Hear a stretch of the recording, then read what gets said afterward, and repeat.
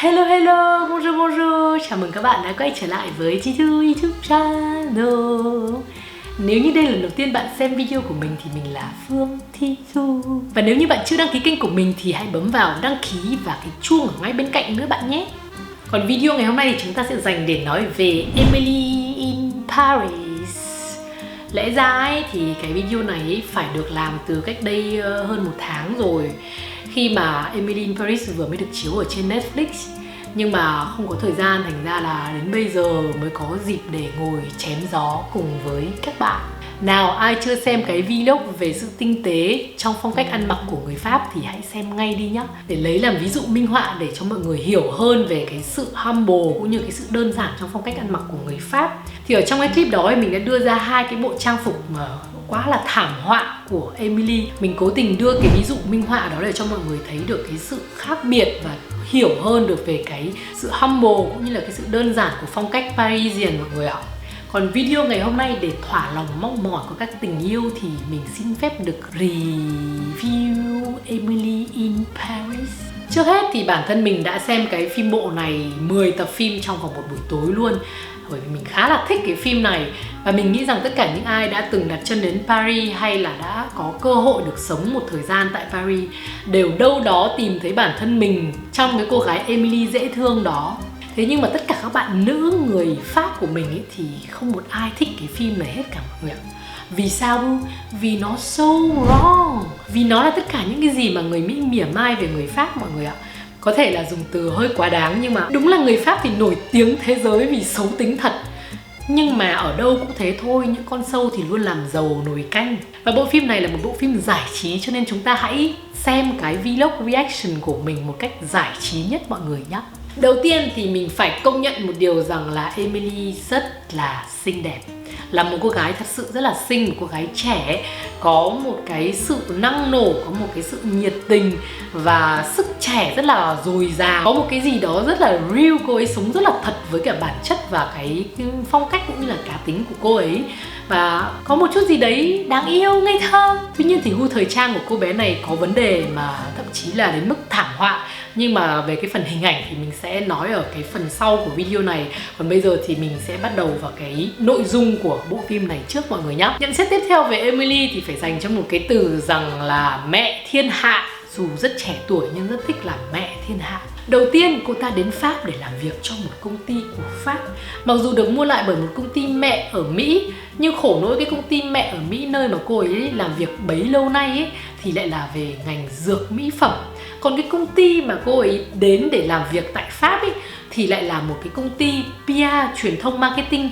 Nếu như bạn đã từng có kinh nghiệm đi làm thì bạn phải hiểu rằng là mỗi một sector nó có một cái đặc điểm, đặc thù hoàn toàn khác nhau. Nhất là đối với thị trường của những cái sản phẩm cao cấp ấy, thì nó thật là cái chiến lược marketing ấy, thì nó không liên quan mẹ gì đến cái chiến lược của thị trường đại trà hết mọi người, ok? Thế mà Emily tinh tướng 20 cái tuổi đầu mà nghĩ rằng mình sang đây để dạy người ta. Trứng có khôn hơn vịt quá không đây? Khoan hãng nói về khả năng tuyệt đỉnh của cô gái này nhá. Chỉ riêng nói về cái suy nghĩ thôi đã thấy là cái suy nghĩ lồi lõm rồi, quá thể lồi lõm rồi. Tiếp theo, Emily là một cô gái rất là bất lịch sự, thiếu tế nhị khi mà sang Pháp một câu tiếng Pháp bẻ đôi cũng không biết. Và thậm chí là không có Willing nào nói tiếng bản địa nơi mà cô ấy đến cả.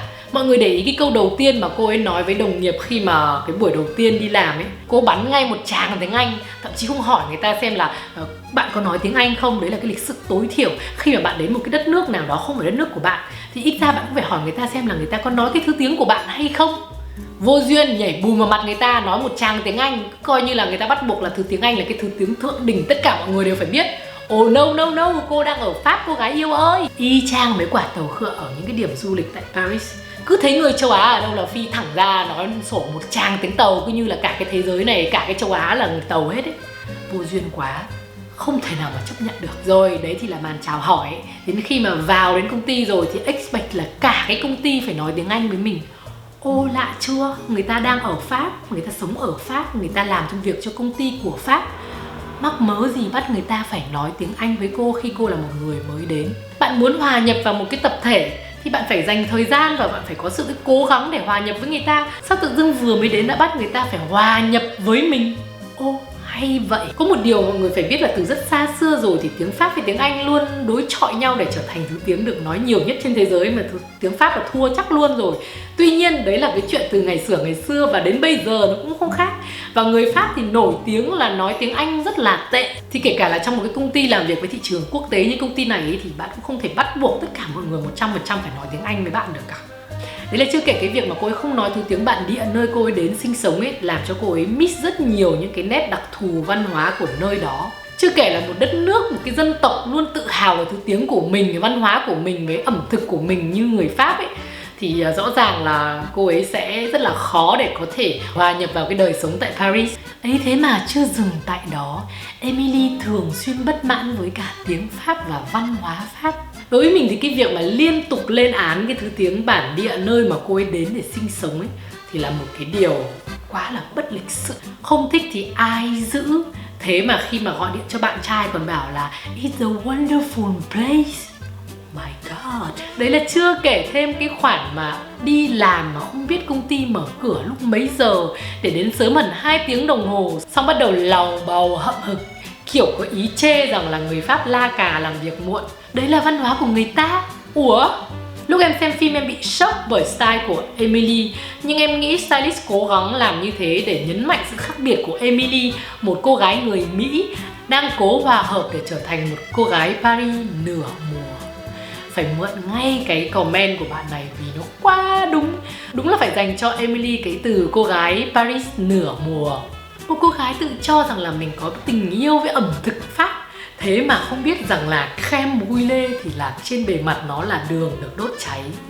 Mặc áo hình tháp Eiffel trong ngày đầu tiên ra mắt công ty mới và nghĩ rằng là mình sẽ làm nổi bật bản thân mình lên. Xin lỗi, đây là nửa mùa thì có. Mà chưa kể là còn có ý định educate the people how to treat the customers. Oh my God. Mình công nhận một điều rằng là phục vụ bàn tại Pháp ấy thì dịch vụ nói chung là khá là tệ, thậm chí là nhiều khi còn thấy hơi quá đáng nữa. Thế nhưng mà cái việc mà đòi đầu bếp phải nấu thức ăn theo ý của bạn ấy, tại Pháp là một chuyện không thể xảy ra. Mỗi một nhà hàng sẽ có một cái quy trình nấu bếp riêng của người ta. Các bạn có thể xin phép hoặc là đề nghị họ một cách tử tế, giống kiểu như là nấu trứng kỹ hơn bởi vì tôi đau bụng chẳng hạn, thì may ra họ đồng ý và họ xem xét. Còn đây ý, Emily còn chưa thử cái món ăn nào đã gào lên đòi đầu bếp phải nấu thế này, phải nấu thế kia. Đây là một sự sỉ nhục lớn cho đầu bếp. Đấy cũng là lý do vì sao ấy mà anh đầu bếp điển trai Gabriel phi thẳng từ trong bếp phi ra để nói chuyện với mọi người, để đối chất với mọi người ạ. Thấy chưa? Thiếu sót cực lớn trong văn hóa của cô gái Emily này nhá. Nhưng thôi cũng không trách được vì ở tận Chicago xa xôi, trẻ tuổi nông nổi và luôn tự nghĩ mình là cái rốn của vũ trụ thì thôi cũng có thể bỏ qua được cho cô bé Emily đáng yêu này nhá. Tiếp theo là câu chuyện về chiếc móc khóa tháp Eiffel để đeo lên túi. Hay da lại một lần nữa cliché về Paris. Bạn có biết rằng là cái móc khóa tháp Eiffel đấy chỉ dành cho khách du lịch khi mà người ta đến Paris người ta mua về để mang làm kỷ niệm không? Đeo cái móc khóa đó lên người ấy thì chẳng khác gì là treo một cái biển là I'm a tourist, I'm a tourist. Nếu như bạn muốn sống tại Pháp và muốn hòa nhập vào cái cuộc sống Paris ấy, thì mình nghĩ rằng là forget it right away. Người Pháp nói chung và người Parisian nói riêng ấy thì đã quá phiền não về chuyện khách du lịch ồ ạt đến thành phố của họ rồi. Tất nhiên là trước dịch Covid mọi người nhá, bộ phim này được quay vào mùa hè năm 2019 cỡ đó. Sau cái đợt mà Covid ấy, cái thời gian đầu của Covid ấy, khi mà bắt đầu lockdown ấy thì thực sự là người dân Pháp, người dân Paris ấy, thật sự như là được thở với thành phố của riêng họ vì không còn khách du lịch đến nữa. Quay lại với câu chuyện của Emily ấy, thì đeo một cái móc túi tháp Eiffel để đến gặp gỡ một nhà thiết kế couture nổi tiếng ấy, thì kiểu như là oh my God, Renga, basic thật sự luôn ấy. Đúng là một sự thiếu hiểu biết trong văn hóa Pháp ấy, chứ đừng nói gì đến cái lối sống thượng lưu hay là cái chất thơ của người Paris. Tiếp theo thì nếu như các bạn xem xuyên suốt của 10 tập phim ấy thì thấy rằng là cả tập phim lúc nào cũng thấy là giám đốc rất là xấu tính, người Pháp rất là xấu tính, thích nói chuyện sex, suốt ngày đi làm muộn. Rồi nói chung là rất là nhiều cái thứ xấu tính của người Pháp được đưa ra. Tuy nhiên bên cạnh đó ấy, thì Emily là một cái nhân viên ấy, mà theo như cô ấy tự vỗ ngực rằng là I'm here to help ấy, thì cô ấy gây ra quá nhiều tội lỗi, rất nhiều những cái lỗi mà cô ấy có thể bị đuổi ngay lập tức ấy. Thế nhưng mà cô ấy vẫn cứ tiếp tục 10 tập phim tại đây thì cũng phải thấy rằng là người Pháp khá là nhân đạo ấy chứ, đúng không? Bởi vì nếu như mà cô gây ra những cái sự thể như thế tại công ty mẹ ở Mỹ của cô ấy thì chắc là cô không còn job nữa, jobless ngay lập tức, chứ không phải là đợi đến tận 10 tập sau vẫn còn có thể có season 2. Và một điều khá là nực cười nữa là trong phim ấy thể hiện một cô gái kiểu như là trẻ tuổi, năng động và tài năng thông minh đến từ nước Mỹ để khai hóa cho người dân châu Âu, cụ thể là người dân Pháp ấy. Thế nhưng mà trong tất cả những cái ý tưởng được cho là bất ngờ, được cho là sáng tạo ấy, thì đều lại là những cái ý tưởng mà có gì đó na ná, giống như là những cái sáng tạo trước đây của người châu Âu. Ví dụ như là cái việc bất ngờ bị phun mực đầy vào váy ấy, thì chúng ta đã từng thấy đâu đó ở trong cái défilé của Alexander McQueen rồi. Hay như là cái ý tưởng về show diễn của Pierre Cardin với những cái thông điệp về the new basic bitch. Thì những ai quan tâm đến thời trang thì đã đâu đó nhìn thấy những cái hình ảnh này của Viktor and Rolf rồi, đúng không? Vậy thì ở đây không biết rằng là nguồn sáng tạo bắt đầu từ đâu? Ai dạy ai vậy nhỉ? Trở lại về những cái tình tiết so cliché ấy, thì phải nói rằng là trong phim là vô vàn những cái thứ vô lý. Một cái phim người ta gọi là không tưởng. Quá tưởng tượng đến mức không tưởng. Vì cái Paris của cái cô bé Emily này là một cái Paris trong tưởng tượng của cô ấy, chứ nó không có thật ở ngoài đời mọi người. Một cô gái trong độ tuổi 20 làm việc trong một công ty về tư vấn PR marketing, nhưng mà lại sở hữu một cái tủ đồ toàn những đồ hiệu cao cấp. Nhất là đồ Chanel thì cũng cỡ phải vài trăm ngàn đổ vào cái tủ đồ của cô ấy. Sống ở Paris mà suốt ngày tương giày cao gót trên cả chục phân, mà đòi đi bộ quanh cái Paris mênh mông đầy rộng lớn. Mà thậm chí không thấy một cái phân cảnh nào đi tàu điện ngầm tại Paris. Đây là một cái phương tiện đi lại rất là phổ biến của người dân Paris và nổi tiếng về cái sự chen chúc xô đẩy và rất nhiều cái thứ mùi người ở trong cái giờ tan tầm của Paris. Rồi đến một cái Paris mà sạch sẽ lung linh. Nói thật với các bạn là Paris trần trụi nó không thế đâu, nó không sạch đến mức thế đâu. Emily vừa mới đến Paris, một chút tiếng Pháp cắn đôi còn không biết, thế mà ngay lập tức đã làm quen được với toàn hội bạn xịn sò. Mà thế quái nào mà lại lòi ra một cái anh đầu bếp người Pháp đẹp trai như vậy lại còn nói tiếng Anh lưu loát. Thậm chí là toàn bộ những cái người mà cô ấy quen biết đều nói tiếng Anh một cách lưu loát trôi chảy. Đừng quên rằng là người Pháp nói tiếng Anh tệ lắm nha mọi người. Bạn đến Paris mà xem, người Pháp nổi tiếng là nói tiếng Anh dở tệ. Chưa kể là những cái người Pháp ở những cái vùng khác đến Paris ý, thì muốn tạo mối quan hệ hay muốn kết bạn ấy, tại Paris thì cũng rất là khó khăn ấy. Chứ không phải may mắn như cái cô bé Emily này đâu. Đúng là người Pháp có tỷ lệ hút thuốc khá là cao, nhưng mà không phải vì thế mà họ có cái thân hình nhỏ gọn đâu mọi người ạ. Người ta lấy lý do là hút thuốc nên không ăn trưa, chẳng qua là không muốn từ chối thẳng thừng bạn mà thôi. Tiếp theo là cliché về đàn ông Pháp trăng hoa và ngoại tình ngoài luồng. Mình không đồng ý. Đúng là đàn ông Pháp rất là khó để commit, nhưng mà khi đã commit rồi thì họ ít khi lừa dối. Và thường nếu như mà người ta gặp một người nào mới thì người ta sẽ ly dị để có được tự do, quen với người mới hơn chứ. Còn ngoại tình thì mình thấy khá là ít. Rồi còn Café de Flore. Trời ơi, đúng là cái quán cà phê này là một cái quán cà phê mà rất nhiều người nổi tiếng yêu thích. Thế nhưng mà bây giờ mà các bạn đến Café de Flore thì các bạn chỉ thấy khách du lịch thôi, chứ ít khi thấy người bản địa uống cà phê ở đây mọi người ạ. Ôi rồi còn gì nữa nhỉ? Cami là một cô gái đáng yêu và ngây thơ, nhưng mà không nice đến mức mà luôn tạo cơ hội cho Emily đến gần bạn trai của cô ấy như thế đâu. Phụ nữ Pháp không ngốc nghếch đến độ thế đâu. Hay là những chiếc mũ nồi thì mình đã từng nói ở cái clip trước rồi, thì các bạn có thể xem lại, mình khỏi phải nhắc lại nữa. Rồi thì đồ hiệu thì tràn ngập cả phim, nhưng mà no, đúng là clip nói về một cái xã hội, một cái tầng lớp người Pháp khá là upper class. Nhưng mà kể cả là như thế thì họ cũng chưa phải là những cái người mà thượng lưu, chưa phải là giới thượng lưu để mà xài đồ hiệu tràn ngập như trong cái phim này đâu. Rồi thì đó là về phần nội dung. Nói chung là có rất nhiều những cái điều mà vô lý, rồi là vô vàn những thứ hư cấu. Tuy nhiên phải công nhận một điều rằng là cái nội dung của phim khá là hài hước và nói chung là cũng nhiều đoạn rất là buồn cười. Thế nhưng mà chính vì cái sự ngu ngơ nửa mùa của cô bé Emily này thì nó tạo ra cái nội dung phim khá là hài hước. Nói chung là mình chấm điểm hài hước khá là cao cho cái phim này. Còn bây giờ thì chúng mình sẽ chuyển sang phần tạo hình. Thôi chê từ nãy giờ cũng nhiều rồi, thì bây giờ mình chuyển sang cái phần nó tươi sáng hơn một chút để cùng smile. Lẽ ra phải đổi cái phim này thành Emily in Chanel thì đúng hơn. Bây giờ chúng ta hãy cùng điểm lại tất cả. Thì đây là toàn bộ tủ đồ Chanel của cô gái này. Chanel một đôi bông tai Chanel, áo Chanel, túi Chanel thì thôi, túi Chanel thì liên tục nhiều vô kể. Lại Chanel, khăn Chanel, áo jacket Chanel, đến thậm chí cả cái áo đi chạy ngoài bờ sông cũng Chanel, một cái điều mà vô lý không thể tưởng tượng được. Rồi lại Chanel, tiếp tục túi Chanel, cả cái áo khoác Chanel, rồi thắt lưng cũng phải Chanel, nguyên cây Chanel. Rồi còn chưa kể cả cái túi Chanel, em túi này là một trong những cái em túi mà limited cho nên giá không biết là, nói chung mình không thạo về cái giá này lắm vì nó cũng ra lâu rồi, mình không nhớ giá là bao nhiêu nên mình không biết giá là bao nhiêu, nhưng mà em túi này cũng tương đối. Vòng cổ Chanel, nói chung là toàn bộ đều Chanel, Chanel, Chanel.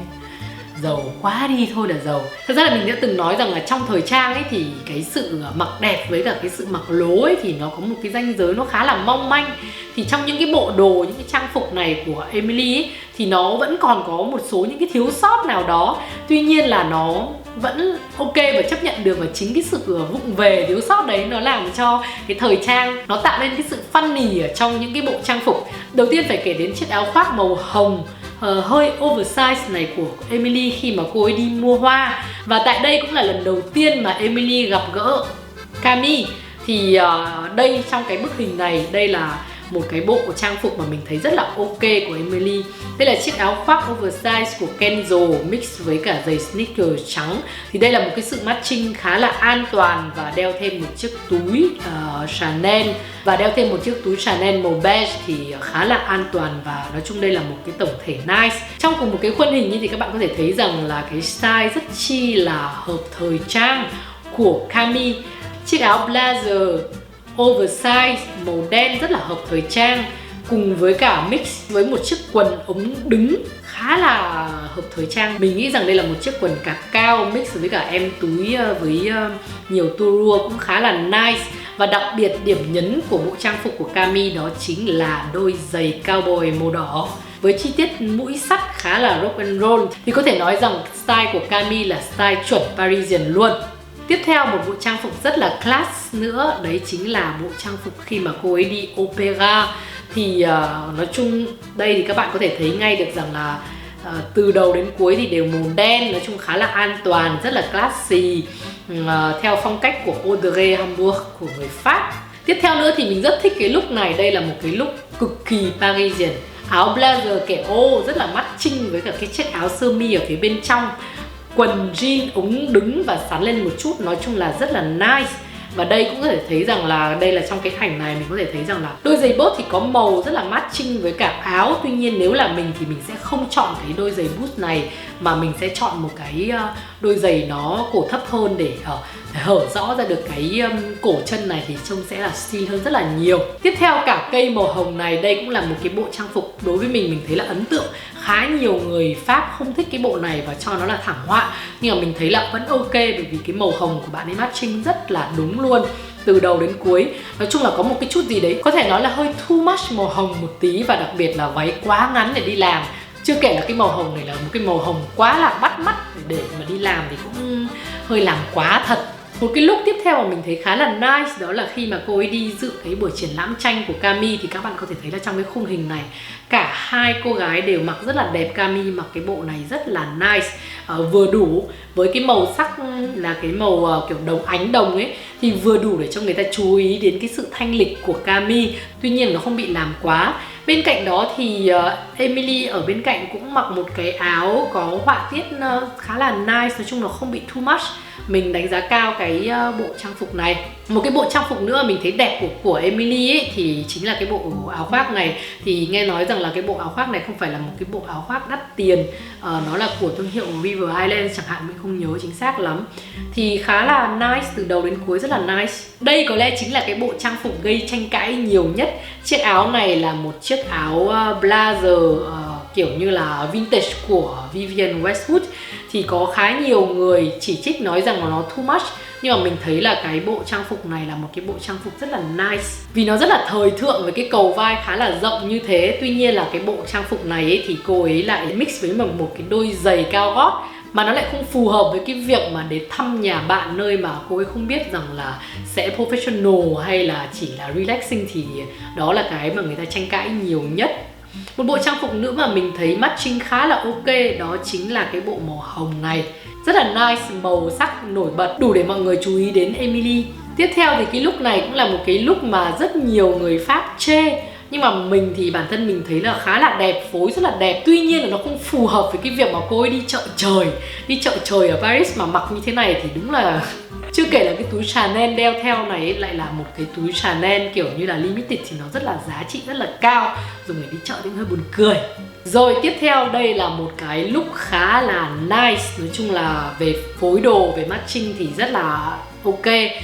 Tuy nhiên là cái việc mà cô ấy mặc váy như thế này để đi làm ấy mà không có một cái gì đấy phủ lên vai ấy thì nó không được hợp cho lắm, không được phù hợp với cả cái việc đi làm cho lắm. Kể cả là cái đôi giày cao gót siêu nhọn như thế mà đi vòng quanh Paris thì là một chuyện không tưởng. Nói chung là rất là hiếm người Paris đi giày cao gót mà gót nhọn như thế này. Rồi tiếp theo nữa thì cái bộ trang phục này nó cũng hơi too much một tí, vì có quá nhiều họa tiết từ chiếc khăn quàng cổ cho đến chiếc mũ, cũng rồi là màu sắc nó cũng hơi bị quá nhiều. Tuy nhiên là nó vẫn là một cái bộ trang phục chấp nhận được. Tuy nhiên là phối với cả cái mũ bucket hat ấy thì nó cũng khá là đang rất là hợp thời trang, rất là hợp mốt bây giờ thì ok, rất là nice. Thế nhưng mà cái look này lại trở thành thảm họa ấy, lại bởi vì chính vì cái đôi giày của cô ấy mang. Thì cái đôi boots này không hiểu tại sao mình thấy như kiểu Emily rất thích đi boots mà thấp cổ thấp ấy. Thì cái boots này nó cũng là một cái boots mà nó có quá nhiều hình họa. Đúng là cũng có cái màu sắc mà nó gợi nhớ lại cái màu sắc mà cô ấy đang mặc ở bên trên. Tuy nhiên là cái việc mà đi cái đôi boots này ấy, nó làm cho cả cái bộ trang phục này bị too much và bị mất đi cái vẻ đẹp, và nó đã đi quá cái ngưỡng cửa từ một cái best look sang một cái bad look. Còn đây ý, thì là một cái outfit mà mình đánh giá có thể nói là cao nhất, bởi vì là cái đôi ủng này, đôi ủng Eagle này rất là đẹp luôn, matching cả bộ rất là hợp. Nói chung là rất là phù hợp với cái việc mà cô ấy đi xe đạp, đi dã ngoại, cũng như là làm bật lên cái cá tính rồi là cái phong cách của Emily ấy. Thì mình thấy cái trang phục này, bộ trang phục này là một bộ trang phục gần như là mình like, gần như là mình thích nhiều nhất. Cuối cùng thì đây là một chiếc váy của Stéphane Roland. Nói chung là có nhiều người chê nhưng mà mình thấy cái váy này là một cái váy khá là xứng đáng, khá là đẹp, vừa đủ cut out. Nhưng mà chúng ta vẫn có thể thấy được cá tính của Emily và thấy được cái sự funny trong cái cách matching của cô ấy. Còn bây giờ hãy tiếp tục chuyển sang những bộ đồ thảm họa. Ôi dồi ôi, nhiều vô kể các bạn ơi. Nào, let's go. Ngay ở cái cảnh đầu tiên của season 1 ấy thì cô bé này chạy thể thao với một chiếc áo Nike, chiếc áo phao màu vàng. Chúa ơi, không biết là các bạn thế nào chứ còn mình thấy rằng là cái việc mà đi chạy mà mặc cái áo phao như này là một cái điều vô lý. Maybe I'm wrong. Bộ trang phục thảm họa tiếp theo phải nói đến là cái bộ trang phục này. Trời ơi, có lẽ là Emily quá thích layer. Không biết có bao nhiêu tầng đấy mọi người ơi. Đếm xem bao nhiêu tầng đấy mọi người. Thực ra ấy, thì nếu chỉ dừng lại ở đây ấy, thì vẫn có thể chấp nhận được. Nhưng mà thảm họa đi đến khi mà cô ấy đội cái mũ bucket hat của hãng Kangol này vào. Trời ơi là trời. Đúng là cái màu này ấy, thì nó là một cái màu hồng matching với cả những cái vân áo màu hồng này có chút gợi nhớ lại. Nhưng mà nó vẫn là too much và nó không có liên quan, nó không mang một cái style nào cả. Chưa kể là cái đôi bút mà cô ấy đi cũng là một đôi bút màu tím, nó bị too much. Mà mình để ý rằng là cô ấy rất thích những cái đôi bút mà thấp cổ. Thì điều đáng tiếc là trong cái bộ trang phục này thì cái đôi bút mà đến giữa bắp chân này làm cho cái chân của cô ấy ngắn đi rất là nhiều. Mặc dù váy thì khá là ngắn ấy, nhưng mà cái lúc này nếu như mà cô ấy đi một cái đôi giày ngắn hơn ấy thì chân của cô ấy sẽ dài hơn rất là nhiều. Tiếp theo thì chính là cái bộ này mọi người ạ. Mình không hiểu nổi là cái bộ này matching nó kiểu gì đây. Nói chung là mình không thấy đẹp và mình thấy khá là thảm họa. Ok thì đúng là có cái sự matching về màu sắc, về màu xanh. Tuy nhiên là cái màu tím này thì nó đối chọi hoàn toàn. Có lẽ là bởi vì muốn gợi lại cái vân màu tím ở đây. Tuy nhiên là cũng không liên quan lắm. Chưa kể là cái váy này làm cho cái mông của cô bị bé đi rất là nhiều. Còn nữa đây là một cái bộ mà mình thấy là có thể nói là thảm họa thì hơi quá. Nhưng mà mình thấy là nó không được sang chảnh cho lắm. So với cái tủ đồ mà có bao nhiêu là đồ Chanel rồi là đủ các loại thể loại đồ ấy thì chọn chiếc túi này trong một cái bữa tiệc của công ty ấy, và một chiếc váy như này thì không phải là một cái lựa chọn thông minh cho lắm. Rồi ok, bộ trang phục thảm họa tiếp theo chính là cái bộ áo mưa này mọi người ạ. Đúng là thời gian gần đây chúng ta có cái mốt sử dụng áo raincoat này. Tuy nhiên là cái việc mà cô mix như này nó bị too much, vẫn là có quá nhiều màu sắc nhưng mà bị rối rắm quá nhiều. Chưa kể là cái đôi bút này nó không liên quan gì đến cái bộ trang phục này, thề luôn. Mình không hiểu, mọi người có thể giải thích cho mình lý do vì sao mọi người thích không? Nhưng mình thấy cái bộ này quá kinh khủng, quá kinh khủng. Tiếp theo nữa, ô là la, đây là cả một cái áo khoác in hình những đôi giày. Có thể nói rằng đây là một cái print khá là hài hước. Tuy nhiên ấy, cái việc mà mặc áo khoác cùng với những cái print như này ấy, thì nó không còn là thời thượng nữa mà nó là thời trang của những năm 2005 rồi. Chưa kể là cái cổ áo kiểu này nó đã ra đời khá là lâu rồi, lỗi mốt lắm rồi, hình như vẫn còn đang ở Sex and the City ấy. Bộ thảm họa tiếp theo, oh my god, đây chính là một cái outfit của Off-White. Nói chung là rất là nice, họa tiết rất là nice. Tuy nhiên là tại sao lại là đôi giày này? Trời ơi, đây là một cái đôi dép, nó không có trên đông dưới hè rồi, nó không có liên quan, thì nó không có hợp, nó không có real, nó không có normal. Trời ơi, xong rồi đội thêm cái mũ này vào nữa. Why? Tại sao? Muốn nhấn mạnh là mình đang ở Paris hả? Trời ơi. Ngay bên cạnh đó thì mọi người có thể thấy ngay là Sylvie ở ngay bên cạnh đeo một cái kính siêu cool luôn. Rồi là cái áo rất là sang chảnh, không biết cái áo này của hãng gì, nhưng mà đây là áo lông với cả phía da ở bên dưới như này ấy. Mặc dù là màu nâu thôi nhá, nhưng mà riêng cái áo này thôi ấy, không cần phải hoa hòe hoa sói ấy, mà riêng diện cái áo này cũng đã làm cho người ta phải để ý rồi. Đây chính là cái đẳng cấp mà người ta phải nhìn, phải chú ý đến bạn. Rồi kể cả là cái đôi bốt ấy là có một cái tí nhóng nhánh ánh vàng. Thì đây là trong cái context, trong cái hoàn cảnh, ngữ cảnh là Sylvie đi dự cái show thời trang. Cho nên cái việc mà cô ấy này ấy, thế này là bình thường, là làm quá so với người Paris rồi. Nhưng mà cái việc mà cô ấy diện kiểu như này thì mình thấy rất là ok. Mình chấm điểm khá là cao. Ôi, thôi bộ này nhá, bộ này khỏi nói nhá. Ai thích xem thì xem cái clip kia mình đã từng nói rồi. Không hiểu. Rồi, một bộ nữa, cliché. Trên đông dưới hè chẳng liên quan đến nhau. Không hiểu. À đây, bộ này nữa. Có lẽ bởi vì nó là chiếc áo Chanel chắc.